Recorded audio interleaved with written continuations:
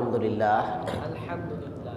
সমস্ত প্রশংসা শুধুমাত্র কেবলমাত্র সেই রবের জন্যই নিবেদিত, যিনি আমাদের মহান রব, আমাদের সৃষ্টিকর্তা, আমাদের ভালোবাসার প্রতীক, যিনি আমাদেরকে সৃষ্টি করেছেন, বেঁচে রেখেছেন, সুস্থতা সহকারে রেখেছেন, জীবন নামক দৌলত দিয়ে আমাদেরকে ধন্য করেছেন এবং পাশাপাশি অসংখ্য নিয়ামত যিনি আমাদের জন্য বাজেট করেছেন।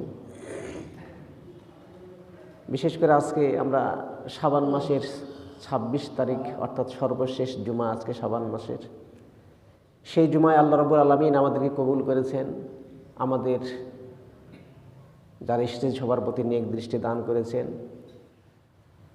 আর সে কারণে আল্লাহ পাক আমাদেরকে একটু ফারিক করেছেন আমাদের প্রার্থিকতা থেকে। আমরা আমাদের ব্যবসা বাণিজ্য, ক্ষেত খামার, স্ত্রী পুত্র পরিজন সব থেকে কিছুক্ষণের জন্য আলাদা হয়ে সর্বশেষ জুমায় স্বতঃস্ফূর্তভাবে আল্লাহর জামানদের জন্য তার কদমে সাড়া দিতে পেরেছে। যেন আসুন বিনয়ের সঙ্গে শুকরিয়া আদায় করি, সঙ্গে মাহবুদে পড়ে নেই আলহামদুলিল্লাহ। এবং সেই সাথে আমরা আমাদের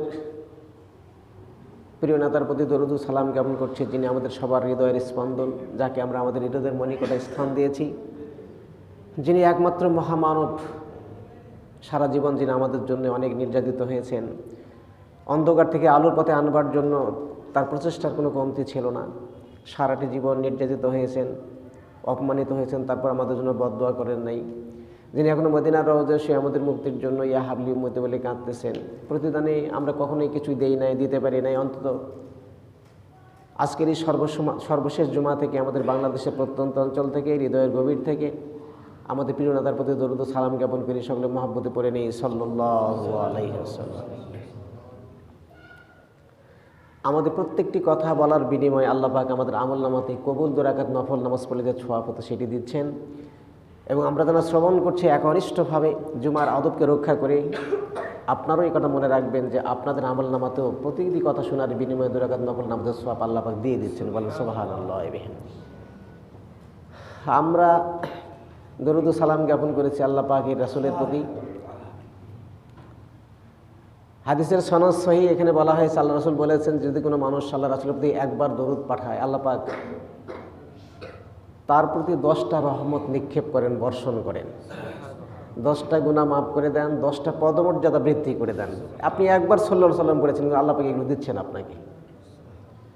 সে কারণেই আমরা যখন রাসূলের প্রতি দরুদ ও সালাম দিব তখন অত্যন্ত প্রশস্ত হৃদয় নিয়েই দেওয়ার চেষ্টা করবে এবং আবেগ আপ্লুত হয়ে দরুদ ও সালাম দিব। এটাই কিন্তু আল্লাহর কাছে খুব মকবুল।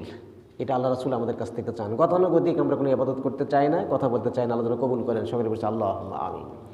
আমার কণ্ঠ খুব খারাপ হয়ে গেছে, সে কারণেই একটু কথা বুঝতে হবে। আমাদের প্রস্তুতিমূলক কিছু কথা হবে। আমি আয়াতে কারিমা তেলাওয়াত করেছি, আয়াত থেকে আবর্তন করেই আমি আমাদের নিজেদের জন্য যেটা করা আমাদের প্রয়োজন, কেন তিনি আমাদের রব, তিনি আমাদেরকে কী দিয়েছেন, এই বিষয়ে সংক্ষিপ্ত আলোচনা হবে। আল্লাহ যেন তৌফিক দান করেন। সকলে বলছে আল্লাহুম্মা আমিন। আমরা আল্লাহর যখন সুবহানাল্লাহ জ্ঞাপন করি, আলহামদুলিল্লাহ বলি, তখন আমাদের হৃদয়টা খুব সংকীর্ণ হয়। আমরা সংকীর্ণভাবে আদায় করার চেষ্টা করি, কিন্তু আমাদের তকদির খারাপ বলেই আমরা এগুলো করি না, বা আমাদের আন্তরিকতার এতটুকু অভাব রয়ে গেছে। ছোট্ট একটা দৃষ্টান্ত, আজকে তো কথা বলার ব্যাপক সময় নেই, তারপরেও না বললেও খারাপ লাগে আমার। সেটি হলো যে ইউসুফ আলাইহিস সালাম যখন মিশরের রাষ্ট্রপতি হয়েছিলেন, মিশরে দুর্ভিক্ষ দেখা দিয়েছিল 7 বছর। মিশর সহ আশেপাশে সব অঞ্চলে, কেনান, এই যে ফিলিস্তিন, ইরাক, বসরা, তারপরে আপনার ধরেন যে সিরিয়া, এর সামদেশ, গোটা সামদেশে দুর্ভিক্ষ চলতেছিল দীর্ঘ 7 বছর। মানুষের জীবন ওষ্ঠাগত, খাবার নাই, হাহাকার পড়ে গেছে। বর্তমানে তো ফিলিস্তিনের অবস্থা খুব করুণ, তাই না? গাজায় আজকে পত্রিকায় লেগেছে, গাজায় 20 জন অনাহারে মারা গেছে এবং নীরবে অনেকে মারা যাচ্ছে, ত্রাণ ঢুকতে দেওয়া হচ্ছে না। আজকের খবর এটা। এই নির্যাতন চলতেছে আমাদের উপরে। আল্লাহ পাক দুর্ভিক্ষ আমাদেরকে দেন নাই, ফিলিস্তিনে দুর্ভিক্ষ হয় নাই, কিন্তু কৃত্রিম সংকট সৃষ্টি করা হচ্ছে। জহরাল ফাসাদ বিল বাহরি বিমা কাসাবাত আইদিন নাস, আমাদের হাতের কাজ যা সেগুলো প্রতিদান আমরা পাচ্ছি, এভাবে করে তিলে তিলে পাচ্ছি।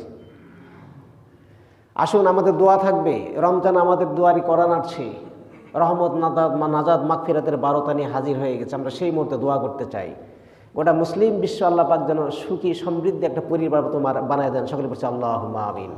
যুদ্ধ বিগ্রহ সবগুলো বন্ধ হয়ে শান্তির হাওয়া চালু হোক, এটা আমাদের প্রত্যাশা। আল্লাহ পাক যেন আরশে আজিম থেকে সেরকম ফয়সালা আমাদের উপর নাজিল করে দেন, সকলে বলছে আল্লাহুম্মা আমিন।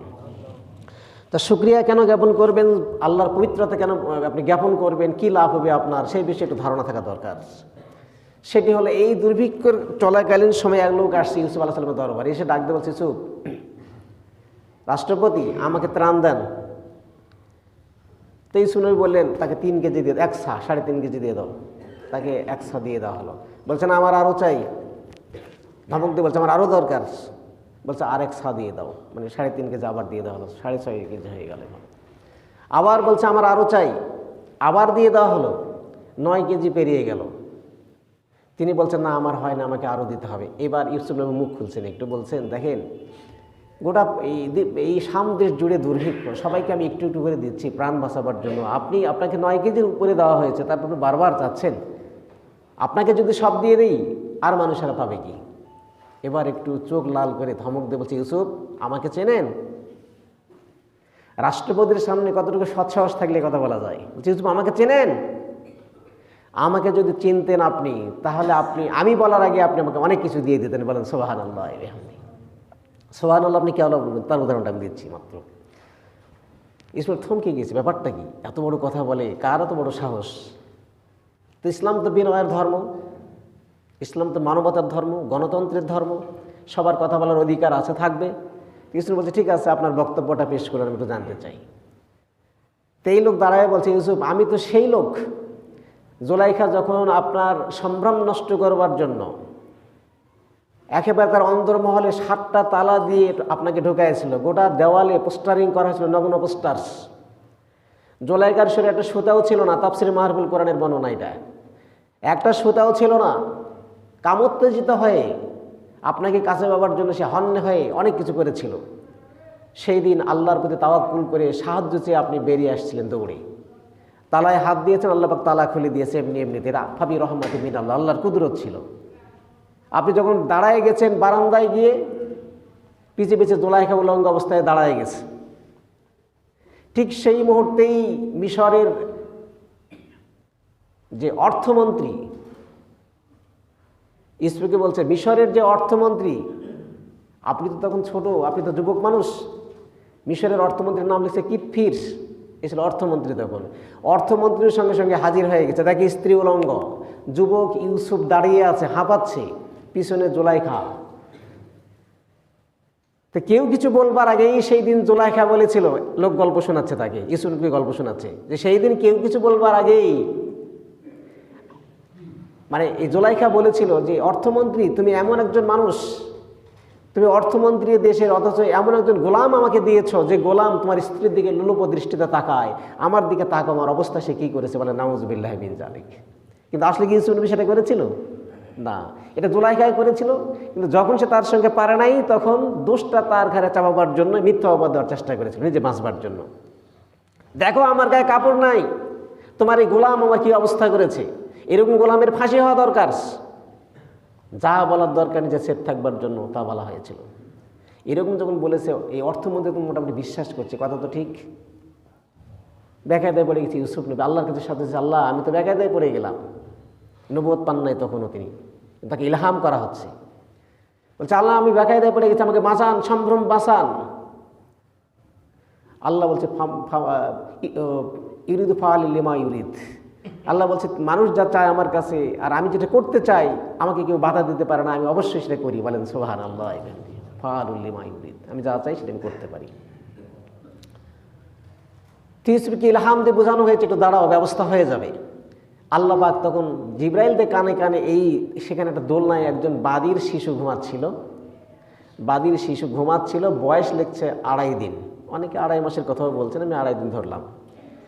তার কানে কানে বলে দেওয়া হয়েছে, জিবরাইল বলে দিয়েছে, আল্লাহ পাঠিয়ে দিয়েছেন, তাই বাচ্চাটাকে বলে দাও, বাচ্চাটা যেন জবাবটা দিয়ে দেয় দোষী কে আর দোষী কে নয়। বলেন সুবহানাল্লাহ।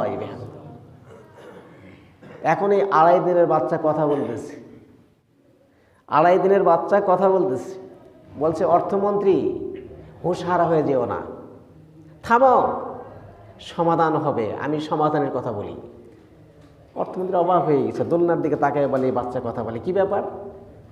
বলছে আপনার স্ত্রী তো অভিযোগ দিয়েছে ইউসুফকে দোষ করে, সে দোষ করেছে এটা প্রমাণ করতে চায়, কিন্তু আসলে আপনি তো এখনো জানেন না যে দোষ কে করেছে, আসলে দোষী কি ইউসুফ না জুলাইখা, এটা তো আপনি জানেন না। সুতরাং আপনি এক কাজ করেন, পরামর্শ দিচ্ছি। বিজ্ঞতা সুলভ একটা উত্তর তিনি দিয়েছেন, একটা জবাব দিয়েছেন এই দোলনার শেষে। তিনি বলেছেন যে আপনি একটু ইউসুফ নবীর জামার দিকে তাকান, যদি ইউসুফ নবীর জামা সামনের দিকে ছেঁড়া থাকে তাহলে আপনি দেখবেন যে ইউসুফ দোষ করেছে, কারণ মানুষ যখন দোষ করে সামনে যায় প্রতিরোধ করবার জন্য তাকে সামনে থেকে ঠেকানো হয়, তাহলে বুকটাই ছেড়ে যাওয়ার কথা কাপড়ের। কিন্তু মানুষ যখন পালায়া যায় তখন তাকে আটকাবার জন্য চেষ্টা করলে পিছনে ধরা হয়। আর মূলত জুলাইখা ইউসুফকে আটকাবার জন্য পিছন থেকেই এভাবে ধরেছিলেন, যাতে তাকে আপনি টেনে হিসেবে ঘরে ঢোকাতে পারেন। তিনি যুবক ছেলে শক্তি দিয়ে বের হয়ে আসছেন, পিছনে জামাটা গেছিল ছিঁড়ে, তাফসীরের বর্ণনা। তাই বাচ্চা বোঝাচ্ছে ইউসুফ, অর্থমন্ত্রী আপনি দেখেন যদি সামনে ছেঁড়া থাকে তাহলে অবশ্যই ইউসুফ দোষী, শাস্তি তাকে আপনি দেবেন, কিন্তু যদি পিছনে ছেঁড়া থাকে তাহলে আপনি নির্ঘাত জেনে নেবেন ইউসুফ দোষ করা নেই, বরং আপনার স্ত্রী জুলাইখাই দোষী। বলেন সুবহানাল্লাহ। এই সাক্ষ্য পাওয়ার পরে চুপসে গেছে অর্থমন্ত্রী, মাথায় অনেক ব্রেন অর্থমন্ত্রী, তো সঙ্গে সঙ্গে কৌশল করে বিচারটা স্থগিত করে ইউসুফ নবীকে কারাবাস দেওয়া হয়েছিল, আপনারা জানেন সবাই। তিনি জেল কেটেছেন 7 বছর।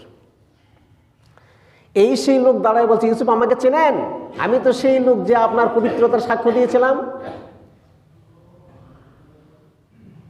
ইউসুফ একেবারে নড়বড়ে হয়ে গেছে, তাই তো এই শিশুর আমার তো ইজ্জত রক্ষা করেছে।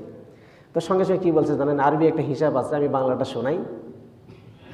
বলছে যে আমার যে লোক আগন্তুক আমার সামনে আছে একে 103 মণ গম দিয়ে দাও। বলেন সুবহানাল্লাহ।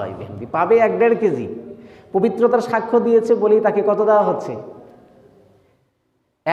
মানে 103 মণ তাকে গম দিয়ে দেওয়া হচ্ছে। 103 মণ গমের কথা লিখছে, তাকে দিয়ে দেওয়া হচ্ছে। এখান থেকে যে শিক্ষাটা আমি আপনাদেরকে দিতে চাচ্ছি, আল্লাহ সঙ্গে সঙ্গে ইউসুফ নবীকে ওহী করছে, ওহী করে বলছে ইউসুফ তোমার পবিত্রতার সাক্ষ্য দিয়েছে বলেই, তোমার পবিত্রতার সাক্ষ্য দিয়েছে বলেই তুমি স্বেচ্ছায় তাকে 103 মণ গম দিতে দিয়েছ। কিন্তু কোনো মানুষ যখন আমার পবিত্রতার সাক্ষ্য দেয় আর বলে সুবহানাল্লাহ এই কথা বলে, তোমার টেন্ডেন্সি এরকম তৈরি হয়ে গেছে, তোমার পবিত্রতার বর্ণনা করছে বলেই তুমি দিছো। মানুষ যখন, আমার গোলাম যখন আমার পবিত্রতা বর্ণনা করে আমি এত খুশি হয়ে যাই, আমি তাকে এত বেশি দেই যেটার হিসাব কেউ দিতে পারবে না। বলেন সুবহানাল্লাহ। এজন্য আলহামদুলিল্লাহ সুবহানাল্লাহ এগুলো জোরে বলতে হবে এবং অন্তরের অন্তঃস্থল থেকে বলতে হবে। সবাই কবুল করুন, আল্লাহ যেন কবুল করেন। সবাই বলছে আল্লাহুম্মা আমিন। শুধু রমজান সমাগত প্রায় আজকে 26 তারিখ, আগামী সোমবার দিবাগত রাতে আলহামদুলিল্লাহ আল্লাহ যদি আমাদের বেঁচে রাখেন, সুস্থ রাখেন, তাহলে আমাদের সাহারি খেতে হবে। মঙ্গলবার হবে আমাদের জীবনের পহেলা রমজান 24 সালের। শুরুতেই আমি যে কথা বলতে চাচ্ছি, প্রস্তুতিমূলক কথা হলো যে আমরা আজকে নিয়ত করতে চাই যে আল্লাহ আমাকে আমার অসুখ বিসুখ বালা মুসিবত যা কিছু আছে সবগুলো মাফ করে দেন। আর আমি আজকে নিয়ত করছি সপরিবারে আমার পরিবারের সকল সদস্যকে নিয়ে এই মানে সিয়াম ব্রত, সিয়াম আর কিয়াম 24 সালের, এটা আমার জীবনে আমি একাত্মতা ঘোষণা করে নিয়েছি। আমি এটাকে সুন্দরভাবে আদায় করতে চাই। আল্লাহ এইটা করবার জন্য যতটুকু ইস্তেতাআত বা কর্মক্ষমতা দরকার সেটা মেহেরবানি করে আমাকে দেন, আমার পরিবারকে দেন। আর আমি আমার পরিবারকে নিয়ে এটা পালন করতে চাই। আমি নিয়ত করছি আল্লাহ পাক এটা আমার জন্য কবুল করেন। আজকের এটা আমাদের দৃঢ় প্রত্যয়। রাজি আছেন না সবাই? ইনশাআল্লাহ জন্য সবাই এই নিয়ত করব। আচ্ছা, নিয়ত যখন হয়ে গেল আপনি কি পাইছেন? হাদিসের মধ্যে আসছে কোনো মানুষ যখন কোনো নেক কাজের নিয়ত করে, নিয়ত করার পরে নিয়ত শেষ হয়ে গেছে, আপনি নিয়ত করেছেন, আপনার অভিপ্রায় ব্যক্ত করেছেন, আল্লাহ ফেরেশতাকে বলতেন ফেরেশতা আমার এই আমলনামাতে, আমার এই বান্দার আমলনামাতে একটা সওয়াব লিখে দাও। বলেন সুবহানাল্লাহ। আজকে শুধু আপনি নিয়ত করেছেন, আরও 3-4 দিন বাকি, এর মধ্যে আপনার অসুখ হয়ে গেছে বা আপনি সফরে গেছেন, প্রতিকূল অবস্থার কোনো কারণে তৈরি হয়ে গেছে আপনার জীবনে, আপনি নিয়ত করেছেন কিন্তু রোজা থাকতে পারেন নাই। উদাহরণ দিচ্ছি, রোজা থাকতে পারেন নাই, এখন পহেলা রমজান পার হয়ে গেছে, আপনার আমলনামাতে সওয়াব আছে। ফেরেশতারা এখন দেখে আল্লাহ সওয়াব তো দিয়েছেন, নিয়ত করছিল তাই দিয়েছেন, আমাদের লিখতে বলছেন আমরা লিখছি, রোগটা রোজা করলো না, তাহলে কি সবটা থাকবে না কেটে দেবো? আল্লাহ বলছে আমি তো রহমান, আমি তো দিয়েছি। বলেন সুবহানাল্লাহ। আমি রহমান, আমি দিতে জানি, আমি নেই না তো, আমার হাত তো অনেক বড়, আমি দিয়েছি। সুতরাং আমার বান্দা যদিও আমল না করতে পারে, যদিও গুনাহ করেছে, যা কিছু করুক না কেন, আমার বান্দা নিয়ত করেছে, বদলা হিসাবে সওয়াব দিয়েছি, ওটা থেকেই যাবে কিয়ামত পর্যন্ত। বলেন সুবহানাল্লাহ। তাহলে আমরা তো ঠকে যাচ্ছি না নাকি? নিয়ত করে আমরা ঠকি নাই, বরং নিয়ত করার সাথে সাথে আমল নামাতে সওয়াব চলে আসছে আমাদের। আমরা নিয়ত করব। প্রিয় সুধী, আয়াতে কারিমা তেলাওয়াত করেছি, আপনাদের সবার জানা একটা মুনাজাত। এখানে এই মুনাজাতটা জানে না এরকম কোনো লোক আছে বলে আমি মনে করি না। সেজন্য এই আয়াতটিকে আবর্তন করেই আমি একটু রিলেটেড বক্তব্য রাখতে চাই। আল্লাহ তৌফিক দান করে সকলে বলছে আল্লাহুম্মা আমিন। এখানে বলা হচ্ছে রব্বানা, আল্লাহ আমাদের শিখাইছে, মানুষদেরকে শিখাইছে, তোমরা বলো হে রাসূল, আমি মানুষদেরকে বলেন রব্বানা, হে আমাদের প্রতিপালক, আতিনা, আমাদেরকে দান করুন, রব্বানা আতিনা ফিদ দুনিয়া, দুনিয়াতে, দুনিয়ার জীবনে আমাদেরকে দান করুন, হাসানা মানে কল্যাণ, হাসানা মানে যাবতীয় কল্যাণ, আপনার সুস্থতা, আপনার নিয়ামত, আপনার রিজিক, আপনার ছেলেমেয়ের ভালো চাকরি, আপনার ছেলেমেয়ের বিবাহের বন্দোবস্ত,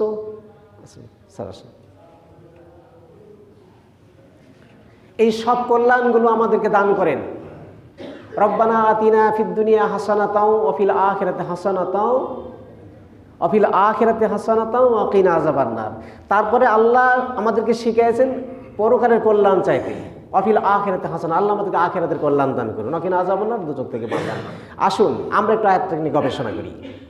রব্বানা আতিনা ফিদ দুনিয়া, দুনিয়ার কল্যাণ চাইতে বলা হয়েছে। কেন বলা হয়েছে? তার পৃথিবী সুন্দর, যার দুনিয়া সুন্দর তার আখিরাত সুন্দর। বলেন সুবহানাল্লাহ। দুনিয়া সুন্দর করতে পারেন নাই, আপনি আখিরাত বরবাদ করেছেন।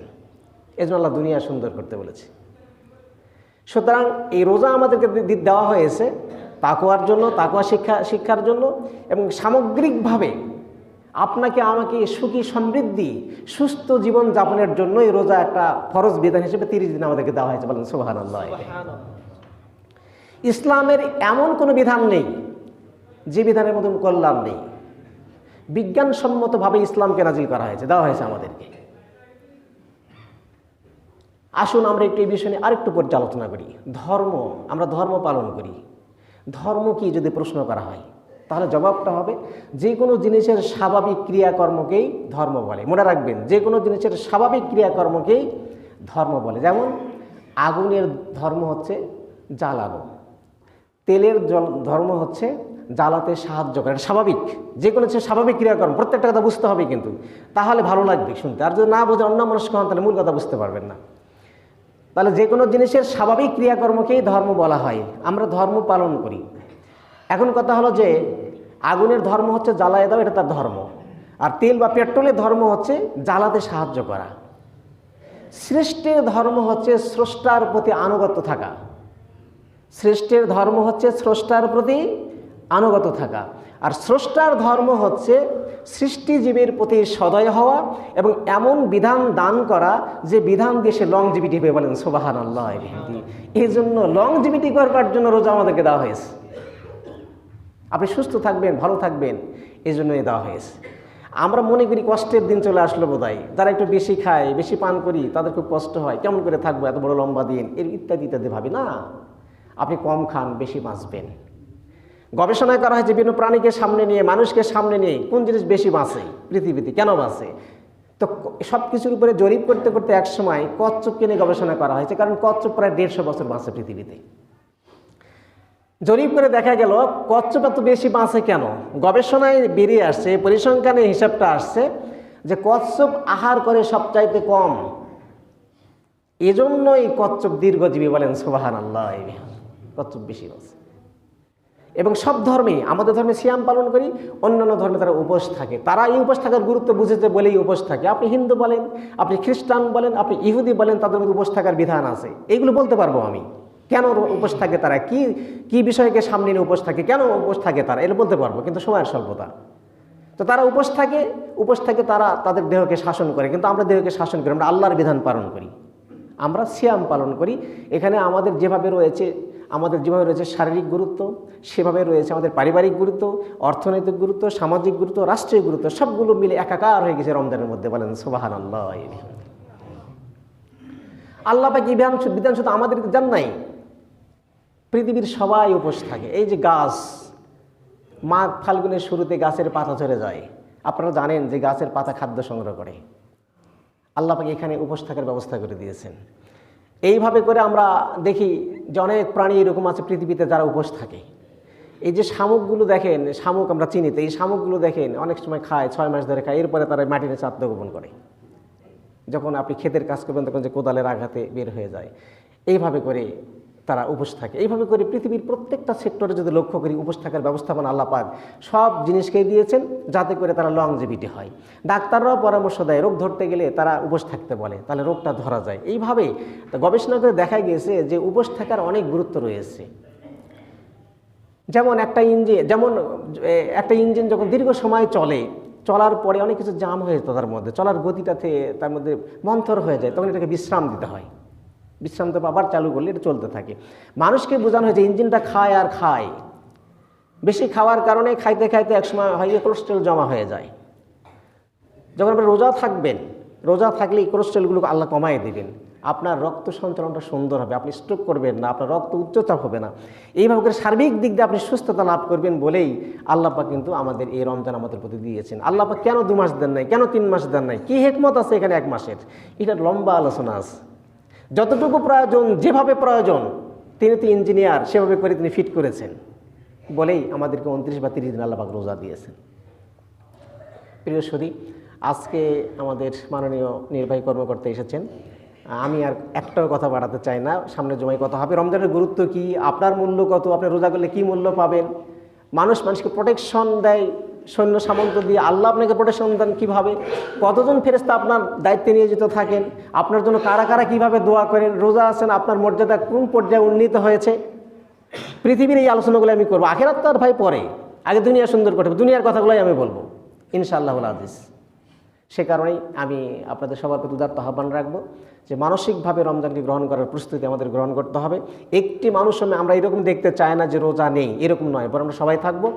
এবং যারা রোজা থাকতে পারে না, তারা কেন পারতেছে না, এই কারণটুকু আমাদের খুঁজে দেখতে হবে। কার ইফতারের সমস্যা, কার সেহরির সমস্যা, কার শারীরিক সমস্যা। মানুষ তো মানুষের জন্য, আল্লাহর ইবাদতের পরে শ্রেষ্ঠ ইবাদত হচ্ছে মানুষের কল্যাণে নিজেকে নিয়োজিত করা। এটা আমার গ্যারেন্টি। আপনি অনেক ভালো কাজ করেছেন, 14 বার হজ করেছেন, আপনার অনেক কিছু আছে, আপনি তাহাজ্জুদ পড়ে পড়ে কপালে দাগ দিয়েছেন, কিন্তু মানুষের কাছে ভালো আচরণ করে নাই, মানুষের খোঁজ খবর নেন নাই, আপনি মুমিন হিসেবে দাবি করবেন এটা ব্যর্থতা, এটা হতে পারে না কোনো দিন। সুতরাং মানুষকে ভালোবাসতে, মানুষের কল্যাণের জন্য কাজ করতে হবে এবং নিজের জন্য যা পছন্দ করবো অপরের জন্য তাই পছন্দ করতে হবে। বিবেকানন্দ আমি বলেছি, এটা একটা ধারা, ইসলামের এটা একটি ধারা। আপনি নিজের জন্য যা পছন্দ করবেন আরেকজনের জন্য সেটাও পছন্দ করতে হবে। এই টেন্ডেন্সি যদি আপনার তৈরি হয়ে যায়, এই মন মানসিকতা যদি আমি সমাজে বাস্তবায়ন করতে পারি, তাহলে অনাবিল শান্তিতে ভরে যাবে আমাদের সমাজ, আমাদের দেশ, আমাদের রাষ্ট্র ইনশাআল্লাহ। তা আসুন, আমাদের মাননীয় নির্বাহী কর্মকর্তা এখানে রয়েছেন।